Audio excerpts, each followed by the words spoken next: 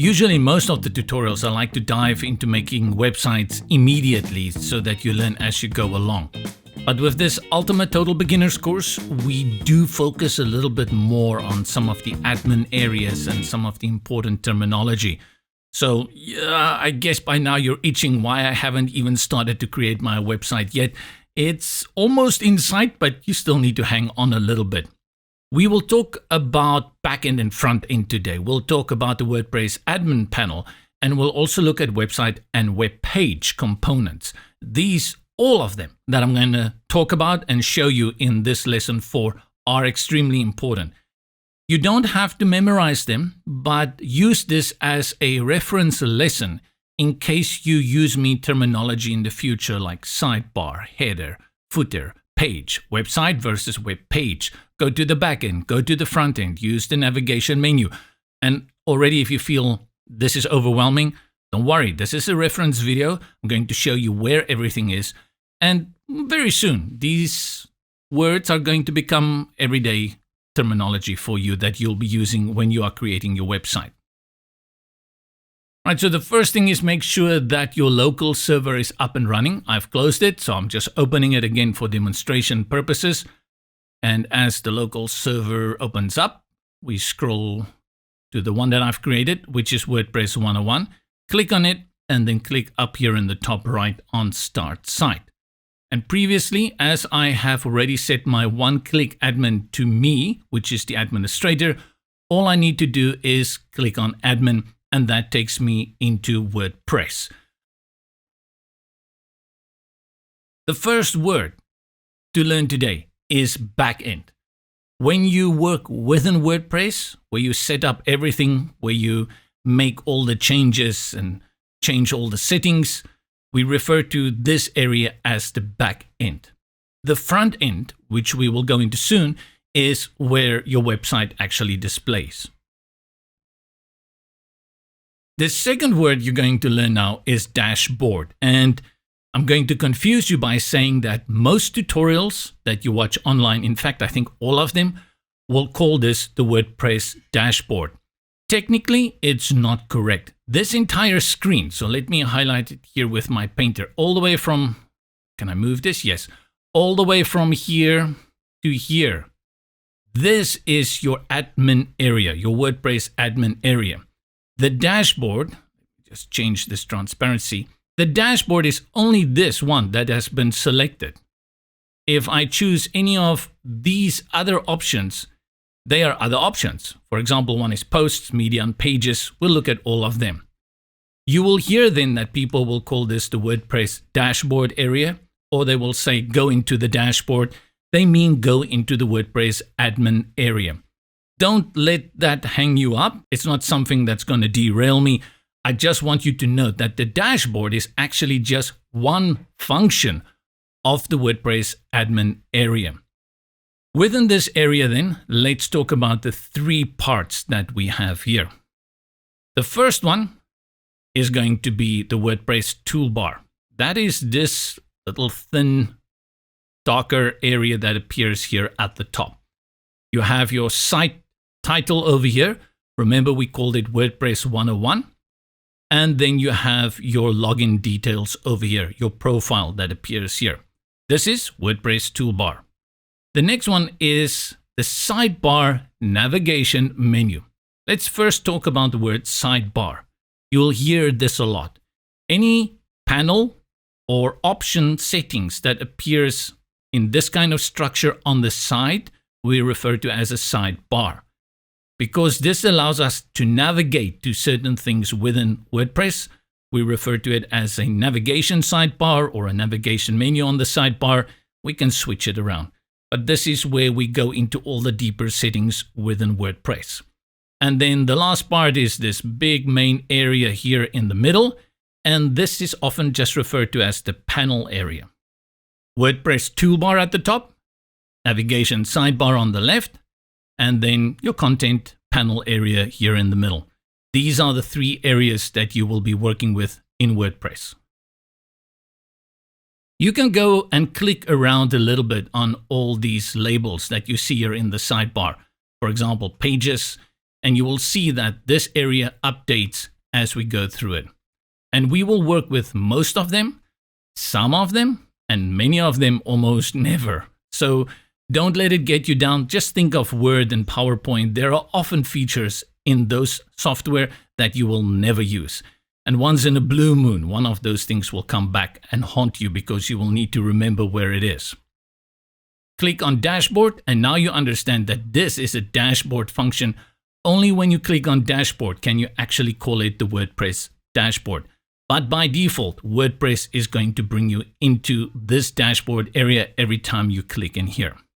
Right, so that's the back end. From here, you can navigate to the front end. This is the area where your website displays. To do that, go up here to your site title, hover over it, and you will see the option to click on Visit Site. Click on Visit Site, and this is the site that we saw earlier when we went into our local server and we selected Open Site. However, there's a difference. The difference is this time you are logged in. And because you are logged in, notice again that you see the WordPress toolbar appears here at the top. Let me just select it.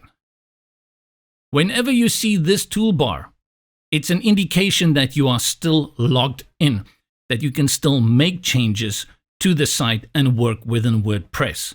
And often you will forget this and you'll do some things and you're like, oh, what's going on? Or you won't be logged in and you will try to go into WordPress like, what's going on here? Realizing you're not logged in or that you are logged in. But this is your cue that you are still logged in. To toggle between the back end and the front end, you do the following. Go again to the site title in the WordPress toolbar and just click on it, and it takes you into the admin area by default selecting the dashboard. This we're going to do a few times now. Every time I'm going to point out something different. Go to the site title, select Visit Site, go to the site title again, and you will see from here that you can actually select which of those settings in the sidebar menu it can take you to. For example, if I want to go to Themes, I click on Themes and it takes me to Themes. If I didn't select anything, it takes me by default to Dashboard. Go again to Site Title, and now instead of clicking on Visit Site, just click on the site title. And lo and behold, it takes you again to the front end. So actually, you don't need to select that Visit Site. You can just click on the site title and it switches back and forth. Why do you want to do this? Trust me, you're going to do this until your finger turns blue. When you are designing everything, it's going to happen here in the back end. But you constantly go and check on the front end. How does it look? How does it look? Because what you often see in the back end, it doesn't translate 100% to the front end. So to make sure that everything is working fine, we hop between the back end and the front end. You'll get used to it. If you click though on the site title, it leaves the back end and it takes you to the front end. But often we don't like to do that. What we prefer to do is just leave the front open and work in the back end at the same time. And how can we do that? Let's go back. Remember, just click on the site title. Now I'm going to show you two ways how you can open this in another tab up here. The first one is a very simple one. Hover with your cursor over the site title, click hold. So you hold in, then you drag, you see that little bubble appears. You drag it up here to the browser tab area and drop it. And it will open that link then as a second tab for you within your browser. In this case, it's Microsoft Edge, Chrome, whatever you are using. I have my front end open and my back end I can work in, and I can just jump to the front, go to the back end. And this is much simpler than every time having to switch by clicking on the site title. Close this one again, go back, and I'll show you the second method for achieving the same second tab here. Hover over the link that you want to have in the second tab. Hold Control on your keyboard, which is Windows, and Command on a Mac, and simply click on it. And you will see by doing that, your browser will open a second tab and load that link that you have Control-Command clicked. Now you have learned 2 ways that you can open up a tab here. There is actually a 3rd way as well. Let's close the tab, go again here to WordPress, right-click, and then select Open Link in New Tab. So 3 ways in total how you can open your front end in a separate tab. Let's talk now about the difference between a website and a web page. And for that, I'm going to open a different site that I have created in my local server. I'll go to my local server. I'll find the site that I've created over here. I'll start it, and I'll simply click on Open Site. That's going to open the site for us, but it won't open it within WordPress. A very, very, very cool website, this one called Persona. This is nothing new to you. Even babies nowadays know what websites are. You have your website, and then you can go up here to the menu and you can navigate to these pages. Sometimes we use these 2 terms interchangeably. They cannot be used interchangeably. This whole tutti, this whole thing, which takes you to this website, is the website. And each of these up here is a web page. Together, all the web pages makes a website. You won't really get confused over this. I just want to point out that there is a difference between a website and a web page. A website is like a book, and a web page is like a page inside that book. So to create a website, we need to create web pages. And in this case of this website Persona, we have Home, Services page, we have an About Us page, we have a blog page, and then we have a Contact Us page.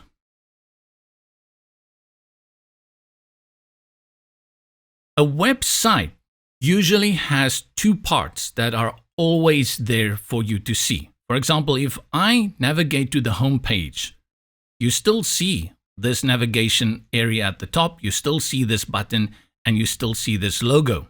If I go to Services, you still see that. That is done in a feature component that is called a header. And the header appears here always at the top. This is your header area. Within this header, we have links. Links to the pages, as well as maybe message links and a home link within this logo. You are used to that. Remember that this area is called a header, and we use the header for navigation. Navigation is done with this menu, and often we refer to it as a navigation menu. This is standard, you know this, but what I want you to understand here is that the header is connected to the website, not the web page. Even as we change the web pages, the header remains the same, and as such, we connect it rather to the website than we would to a web page. Another component that is connected to the site is the footer, and the footer is the opposite of a header. That is this area that appears here at the bottom. Currently, I'm on the Services page. If I navigate over to About Us page, scroll to the bottom, there it is. If I navigate to Contact Us page, scroll down to the bottom, and you're not surprised. You've seen this many times in your life. The point I want to make again here is that this footer isn't connected to the page. It is connected to the site.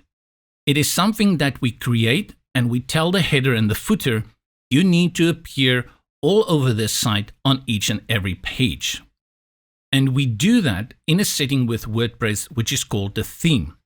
The theme decides how my website looks all over. And we will talk a lot about themes in WordPress. There is one more component that you sometimes will see. We're not going to cover that in this 101, but we will cover it in the 201. That is when you have a blog section where people can do a little bit of blogging, and you go into any blog, you will find that this area here on the right, as I scroll down, you will see we have over here other links that you can select. This is called a sidebar. Remember, I told you things that appear on the side, they are referred to as sidebars.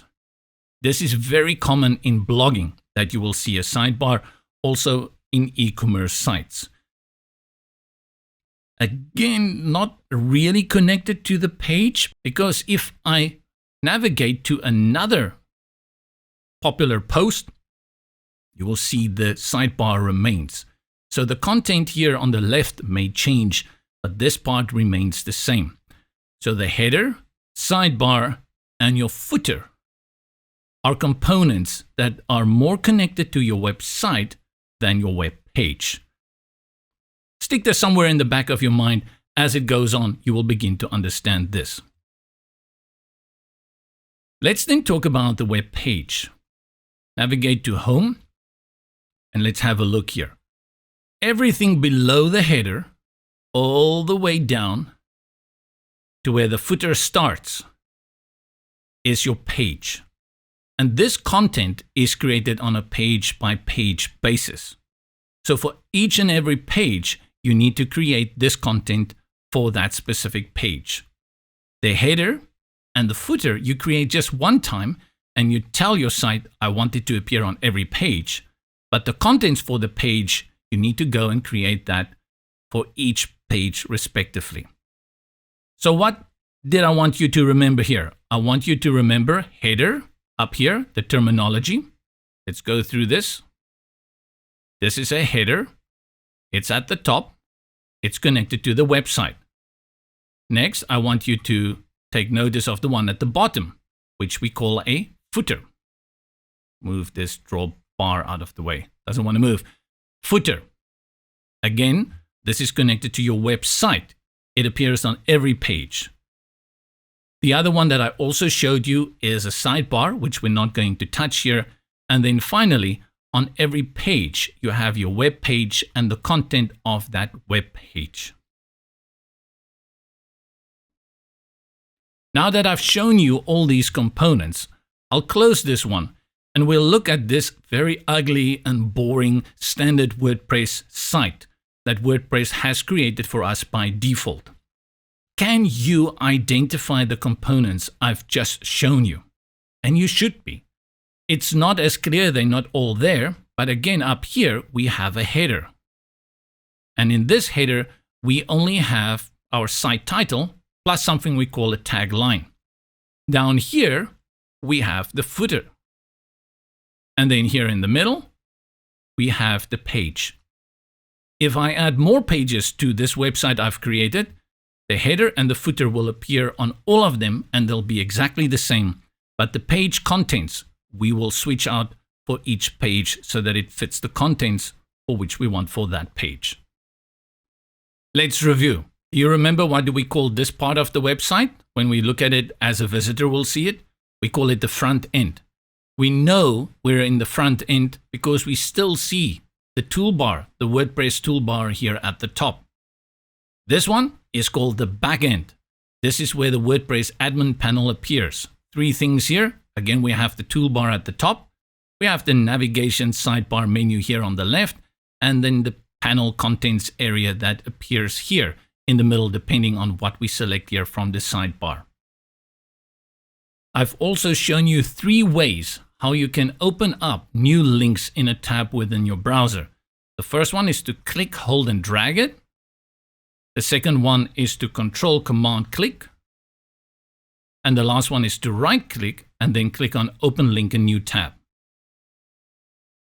That brings us to the end of Lesson 4. In Lesson 5, we're going to look at language settings of the WordPress admin area. So you can actually go and change the language here. If you prefer Japanese or whatever language, you can do that all from here. We'll do that in Lesson 5.